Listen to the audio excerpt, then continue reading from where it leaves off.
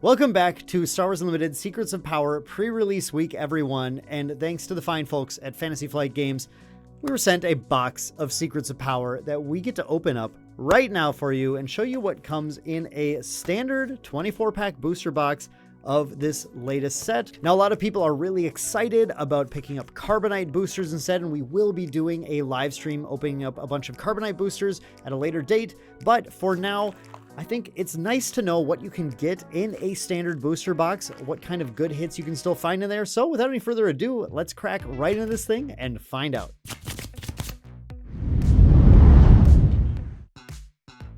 What's up, everyone? It's Dan with Main Deck, and of course, pre-release season, one of my favorite times for trading card games because, hey, I love cracking packs. So here, without any further ado, let's crack into our Secrets of Power booster box. 24 packs. There's a 1 in 12 box chance of hitting a showcase, right? We don't have great odds, but we're gonna try.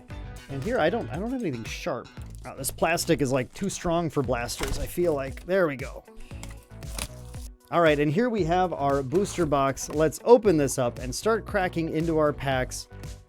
And I'll try to go pretty quick. I know not everyone wants to sit around forever and watch these things, but I'm gonna talk about any cards that I find particularly interesting as we go. And we're gonna start off with a Leia Organa leader.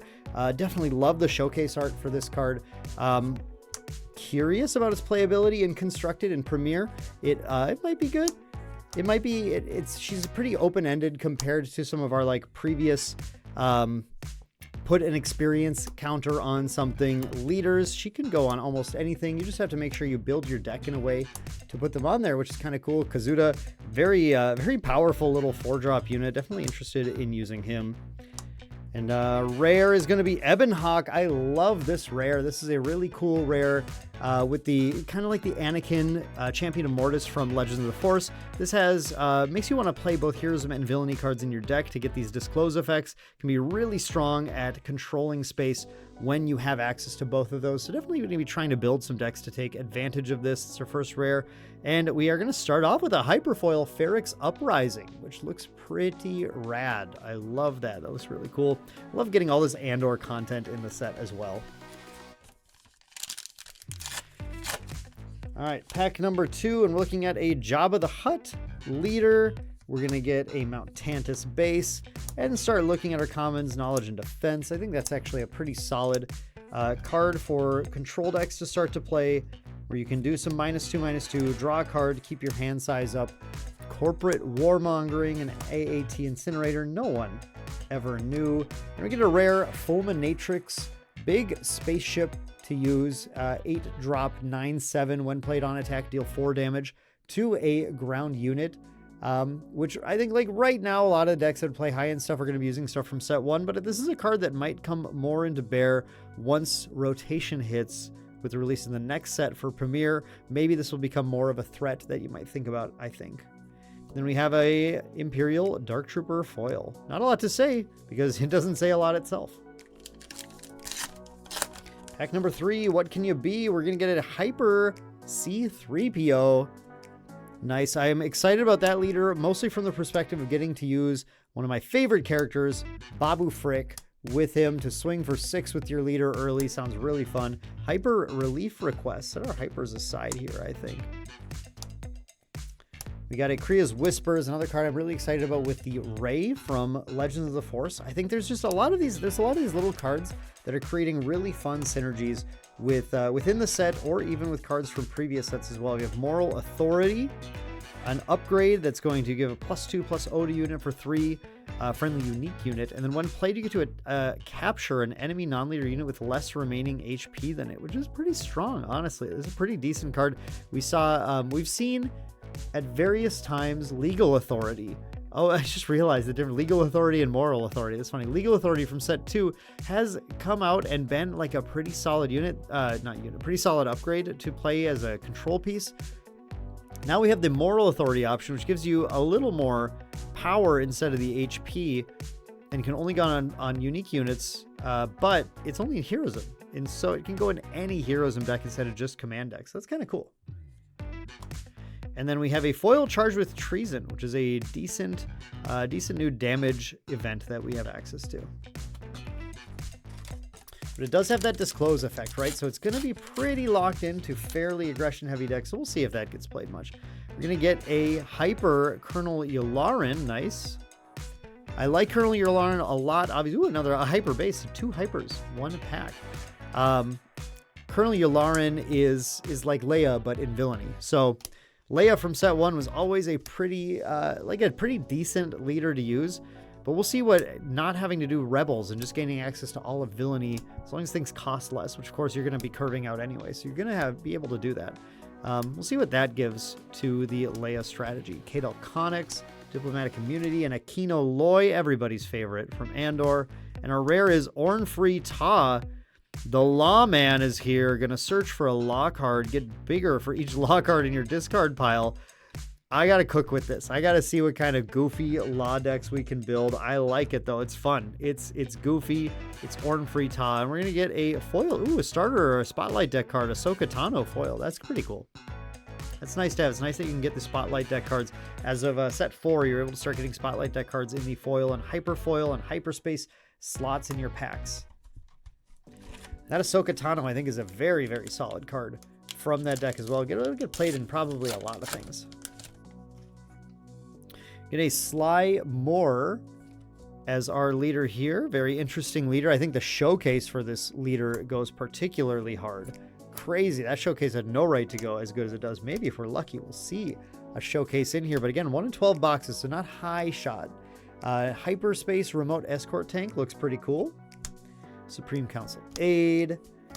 I love these plot cards too, even Sudden Ferocity. Anything with plot. This, do not underrate this keyword. It is very, very strong. When has become now? Of course, this card is printed incorrectly in the set. The way it's printed, it would be broken with the rules of the game. The reason for that is that you do not have to actually do all parts of the event. You can just do what you can. So you could play this if it actually had this text. You could play this card on turn 1 of the game, play nothing with plot, and then put the top card of your deck into play as a resource. Yes, it would be a 1-cost resupply, which it is not. The actual text for this card just says to play a card from your resources using plot, and then in parentheses you pay its cost, and then put the top card of your deck in as a resource. So you have to play it using its plot, and then you could just basically complete the plot effect. This does not add an extra resource. So this is unfortunate, but yeah, that's what the actual text does from this card.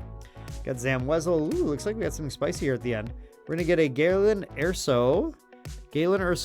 Rare, 4-cost, 3/5. When played, name a card while it's in play. Each non-leader card an opponent owns with that name, including those not in play. It loses all abilities, has plot. This is a great heroism plot card to protect your leader, and it can be dropped basically at any leader flip in the game. So really nice. I think this is a card that's going to get a lot of competitive play because there are going to be a lot of things that you will know will stop your leader. Things like Rival's Fall that your opponent's going to play. You know if their deck's going to have Takedown or whatever in it. And you can just throw this out there with your leader and say, yeah, you can't take down my Sabine anymore, or whatever your leader is. And then our hyper foil is a Donnie Pilgrim. We get a lot of the 2 Andor foils, hyper foils so far. Not sure if this card is going to get a lot of premiere play, but hey, you know what? That looks really cool. I like the artwork here. All right, cracking open our next pack. What are we going to find? Another Slymore. Another Slymore and a Cunning base this time with a Chandrillin Sponsor. I think this card is actually really quite strong. Very good early drop that, especially in Limited. In Limited, for those official base decks or for like a Leia deck that can buffer up a ton, I think she's going to be one you're going to want to look out for. Here's the Galleon. The Galleon's crazy. It puts a lot of spies into play when you disclose with it. Otherwise, it's a big little ship. Big little ship that you have access to. Pretty nice. Populist Advisor, another card that Leia really would love to start putting her experience counters on. And how about a legendary with Let's Talk from Solo. 9 cost, but if a friendly unit left play this phase, it costs 3 less. Then each friendly unit captures an enemy non-leader unit in the same arena. So you can pay 6 to get an effective one-sided board wipe until the opponent starts to defeat your units. I'm very curious about this card. I don't know. This might be kind of playable. It might be kind of playable. There's our first legendary of the box, and have a foil with Thunderous Applause as well for a little bit of buffing action.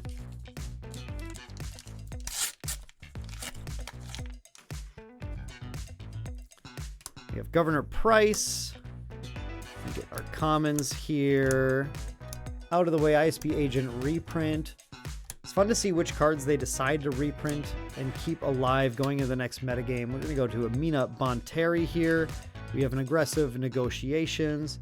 And we have, a hyper legendary Dryden Voss. That is a great hyper to get because this, I've been murdered by this card so far. There are cards that you can make this thing push for 12 damage easily on its first attack. That you have almost no recourse to respond to other than trying to take them out right away. That's a good legendary. That's a good hyper legendary to hit in this box. Definitely happy to see that one in the pack. Super cool. Also going to get a Captain Rex while we're at it here for our rare 6 for a 7/7 when played. When this unit completes an attack, give this unit and an enemy unit Sentinel for this phase. Very interesting card. Yeah, gonna be interesting to see how people play with this one for sure. And then a foil Emissaries Sheathipede.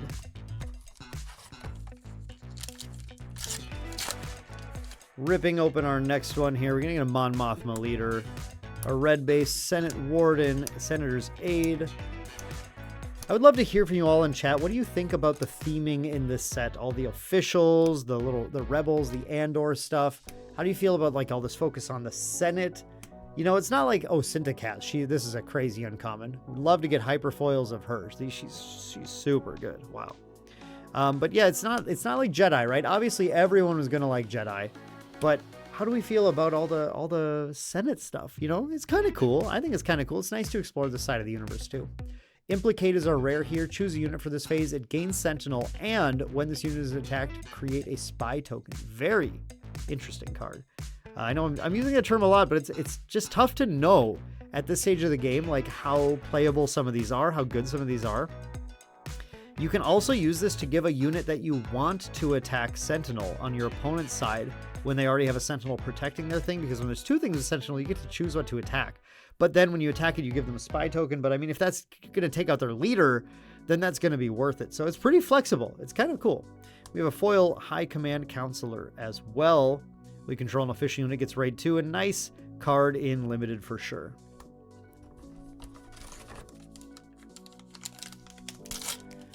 All right, digging in. Next pack, Mon Mothma again. Some Cruel Commandos and some Death Troopers. Hyper Outer Rim Constable. All right. Get some more of our commons here and get to our uncommons. We got a Political Bully followed by Zam Wessel. We got a Hired Slicer. We have a Kino Loy, and then we have Punishing One. I've been playing with this card a lot. I really like this ship. It's got my favorite text, which is when played / on attack. You can do a lot with this. Dryden can make this ambush in, which is cool.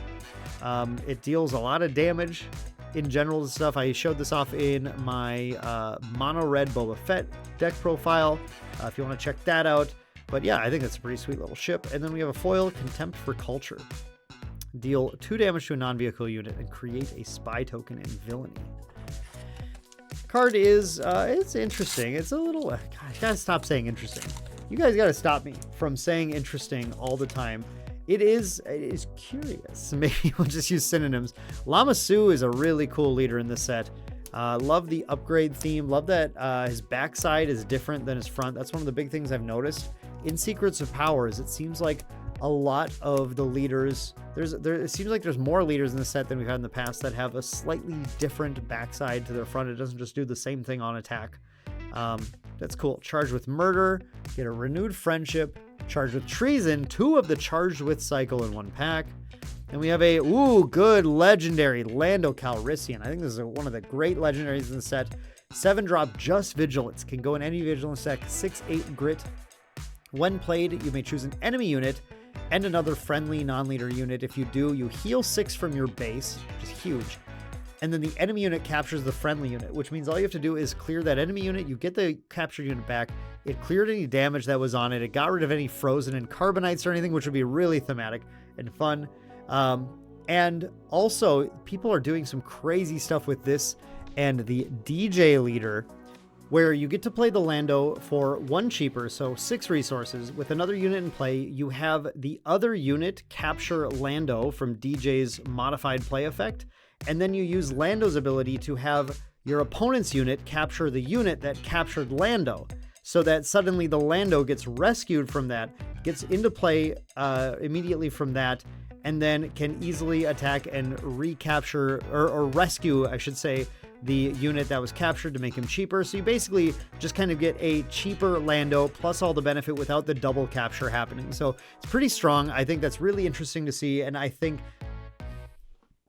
so that's a pretty strong interaction, and a reason why I think people are really looking at this Lando legendary as one of the stronger legendaries in the set. Then we have a foil escape pod, which is another really cool thing. There's a lot of the set really is playing with capturing in interesting ways. So you can just go ahead and capture something into the escape pod. When the escape pod dies, then you get the captured thing back. You might use that again, like with that Lando, for clearing damage off of something or protecting something from a board wipe. So that it just escapes in the escape pod and it stays alive. That's kind of cool. We got a Luthen leader and a yellow base. Little shuttle action. Look at all these command cards right away. A hyper gonk power droid. That's pretty cool. Maybe we're gonna do a gonk counter on our Carbonite stream. Stay tuned for that. I do like gonks. Might be like our Porg counter from the last set. We'll do gonks this time, I think. Faith in Your Friends, Slime Orin. We got another hyper legendary. Wow, 2 hyper legendaries in this box so far. Vutun Pala, the big droid control ship for the people who love building the droid themed decks. I know there are a bunch of those out there, like the Invincibles, or not Invincibles, the Invisible Hands and everything. So there's Vutun Pala, another hyper legendary. Wow, we're at 4 legendaries so far. We're doing great. And Arinda Price. Powerful, I think a pretty powerful damage spiking card for those aggro decks in Villainy now. And then we got a foil Faith in Your Friends as well. That's pretty cool. Double Faith in Your Friends there. Another hyper legendary. That was a pretty good pack. Actually, this box so far has been pretty great. I think like Thrawn and Obi-Wan, or maybe some of the other legendaries I'd like to hit here if we want to hit some like all of the best legendaries. Ooh, Cassian too. That'd be a good one. We'll see. We'll see what we end up finding here. There's the plot armor, another nice plot card that we're looking for. Warrior of Clan Ordo. I've seen some scary Padme decks using that so far as well. Cato Connix, When Has Become Now, Taylander Shuttle, and we've got a blue ace rare, 4/5 ambush on attack, ready an exhausted enemy unit. Kind of interesting. If you just ready the thing that you're attacking into anyway. And then a foil Corellian Hounds.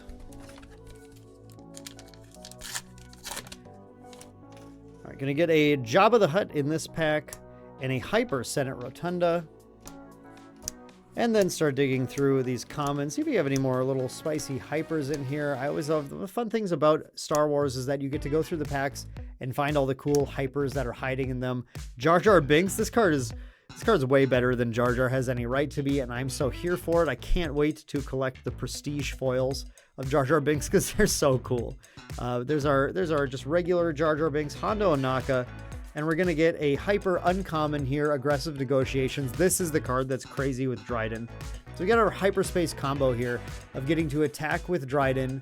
For the attack, get +1/+0 for each card in your hand, which is going to be something like 4 maybe if you built your deck right. So you attack for 6 and then trigger the on attack to double his power for 12. It gets pretty crazy. That gets pretty crazy. So I'm glad we got the hyper to show off the combo there. And we're going to get one of the best rares in the set, in my opinion, Chancellor Palpatine. A strong plot card that puts a bunch of spy tokens into play and gives them Sentinel for the phase if you plot it for a mere 3. Pretty good. And a foil Kriya's Whispers as well to use with my my little Ray shenanigans. Still no showcase. Again, the odds are not there, right? It's 1 in 12 boxes, and if you've been in the channel for a while, you know my showcase luck is not the best. It's not the best. I had a really good set 4, but it seems like it comes in waves. And in set 5, I did not hit showcases on. Wasn't doing great there. Got a Hyper Imperial Occupier, but you know, maybe it'll turn around. I think I will consider it turned around if in this video we do hit a showcase. That would be pretty crazy. Tempest Assault, Soulless one. We got a hyper rare Arrest. Nice. Your base captures an enemy non-leader unit at the start of the regroup phase. Its owner rescues it. Kind of interesting. Put it under the base where nothing can really touch it. So that's a pretty strong little... oh, okay. Double arrest. I almost thought for a second, what if this is a triple arrest? What if the foil was arrest too? Have you ever had a triple of the same card pack? That would be crazy for a rare. But yeah, okay, cool. So 2 arrests, nice, and a foil lurking snub fighter, another fantastic plot card. I think that's a plot card that's going to get a good amount of play index as well. When people have started to figure out the raw power of plot. Plot is a very strong mechanic. There's another C3PO.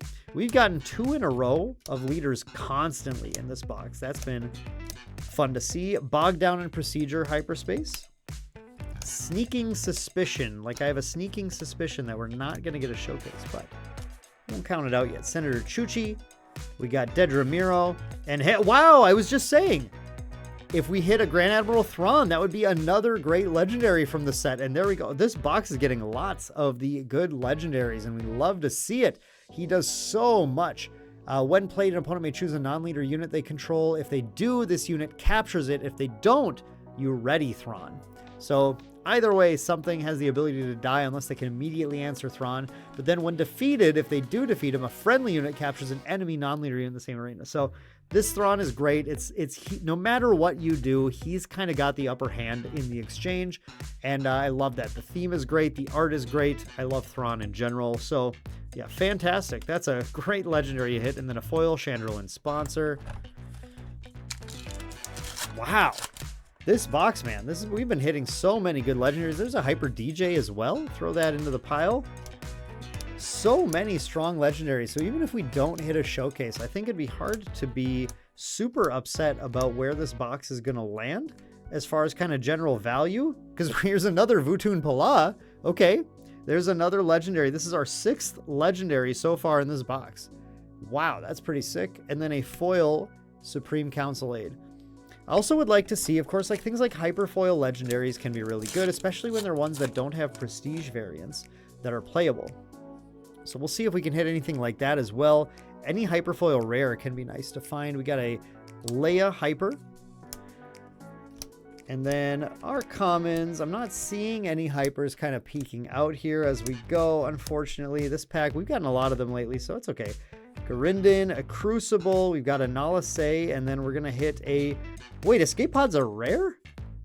I didn't realize that. I think I just put it in my random foil pile here, and then we got a foil Vutun Pala. What on earth? I think we might have just figured out the thumbnail for this box opening, because we got a full playset of Vutun Pala in one box. Full playset of a single legendary in one box. I think that's the first time that's ever happened to me in Star Wars Unlimited. Opening a single box. I'm done. I got the playset of the legendary. Great. If you're a Vutun Pala fan, man, I'm sorry. I stole this box from you. This was the box you wanted to open. That is wild. That's crazy. And there's another Leia. Again, they're one after another. That's wild. We keep opening Leia. DJ, was it DJ? No, I guess DJ snuck in there, but C3PO. We had two Slime Wars in a row earlier and stuff too. I don't know. Maybe it's just nothing. Maybe I'm just seeing patterns where they're not real, but it really feels like we were just opening over and over again the same legendaries. There we got the big 9-drop Bo-Katan. When played, give each enemy unit -3/-3 for the phase, and when an enemy unit is defeated, give an experience token to a friendly unit. She's expensive, but she definitely commands the board when you play her. So I don't know. I don't know if she's going to see a ton of play, because 9 is just so much, right? You're supposed to be dropping Crate Dragon at 9. And I don't know. I don't know if Bo-Katan is going to do what a Crate Dragon does. But also, after rotation, maybe we won't have Crate Dragons anymore. Maybe Bo-Katan is what you get. We got a Colonel Yularen. We're getting low in the box here, so I'm definitely thinking that this is not really a showcase box, which is okay. You know, we're used to it at this point. We are used to not opening showcases. First Light, my spoiler card. Oh, I'm happy I got to at least open my spoiler card in here for Dryden Voss. I don't think I've opened any Dryden Voss. No Dryden Voss leaders yet either, but there you go. That was my spoiler card. I think it's a great card. I think it's going to see a lot of play. It's basically Space Darth Vader in some ways, so that's awesome. And a foil Academy Disciplinarian. Only 2 hyperfoils so far in the box too, though. I feel like sometimes we usually get like 3 or 4, I feel like, is normal for a standard box. There's another DJ. Add them to the DJ pile. We have a Hyper Senator's Aid. I love the Hypers that have kind of the whiter or lighter backgrounds. I think those tend to look really cool. And it looks like we got another Hyper hiding in this pack. We'll see what it is. Get through our droids here. Convene the Senate, a Marva Andor, and Convene the Senate. Hyper Convene the Senate as well. Is another cool looking one.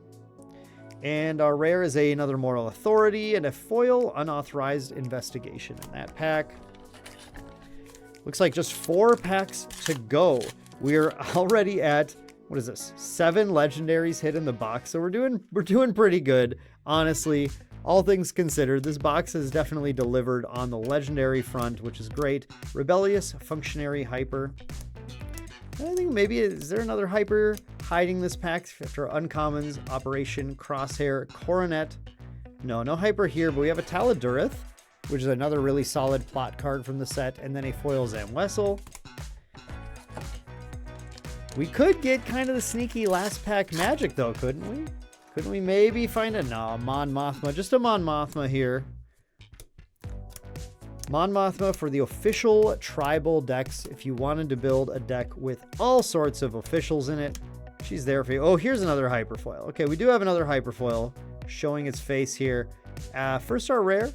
There's going to be a Mirage Sintel. I've been messing a little around with this card a little bit as well in our Dryden Voss decks because you can ambush her. She's pretty strong then. Feel like in our Hyperfoil, ooh, Implicate. Okay, so at least a Hyperfoil rare there. Nice, Implicate. If this is a useful card, I'm still not sure, but we'll find out. We'll play the game a little more. We'll see if it ever shows up in lists. Maybe sideboard tech or something. I don't know.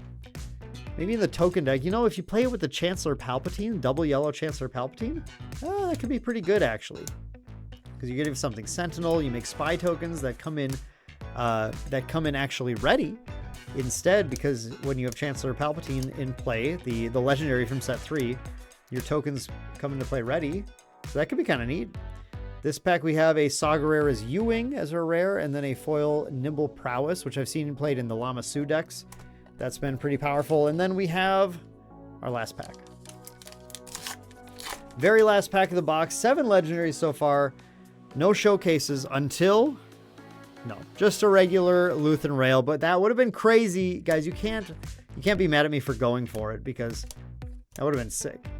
Hyper Jade Squadron Patrol. Can we end on an 8th legendary? Is that going to be a possibility for us here?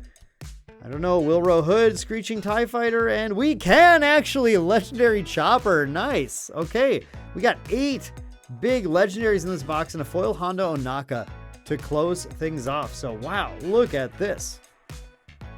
This was a pretty funny box, and actually one with a lot of value. Thrawn, Calrissian, Dryden, all great, and a full playset of Vutun Pala.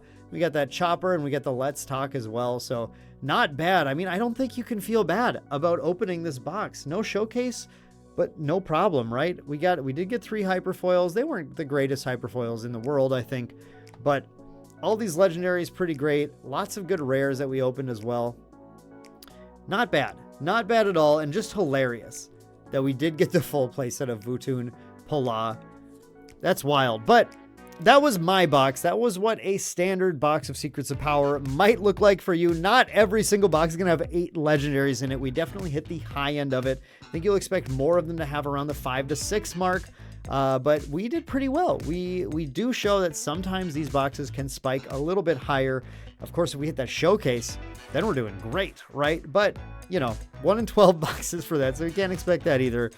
But I would love to know how your box opening goes. If you crack open any Secrets of Power this pre-release weekend or crack open any boxes, you're just looking for someone to open a box with, so you turn this on. Let me know how your box went down below in the comments. Or if you're yet to open, let me know what legendaries you think are going to be the most valuable, the ones that we're looking for. Was I right about the legendaries that I think are doing the best, or was I wrong? What's going to change when the set comes out? Leave a comment down below.